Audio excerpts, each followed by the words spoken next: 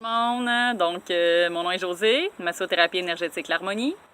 Donc, j'avais le goût de vous partager une autre petite capsule vidéo inspirée de mon quotidien cette semaine.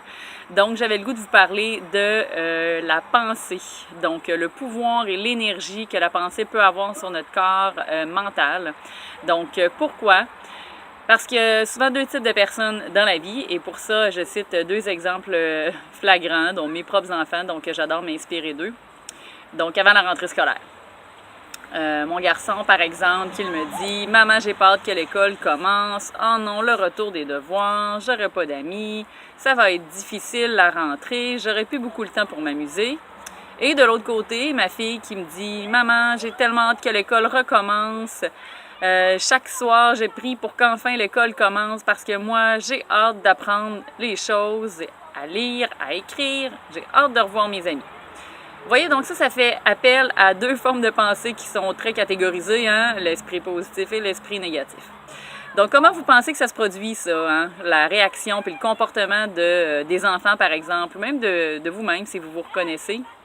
Donc, ça se traduit en deux choses. Donc, souvent, le comportement et l'attitude de chaque personne va être influencé par les formes de pensée puis l'énergie qu'on vient nourrir au niveau de notre corps mental. Donc, j'ai pas besoin de vous faire un dessin très grand. Donc, vous imaginez que la rentrée scolaire arrive, première journée. Ma fille est tout feu, tout flamme, elle trépine de patience, hâte de rentrer à l'école. Mon garçon, la crise le matin, rien ne va plus, hein? Rien ne fonctionne, les cheveux sont pas coiffés à son goût, ses vêtements sont pas assez parfaits. Donc, résultat, crise de larmes, angoisse, presque panique avant la rentrée scolaire. Donc, comment tout ça aurait pu être fait autrement? Bien, tout simplement en essayant d'instaurer une forme de pensée et d'énergie positive. La prochaine fois que ça vous arrive, donc, souriez puis essayez de trouver une stratégie différente pour réagir.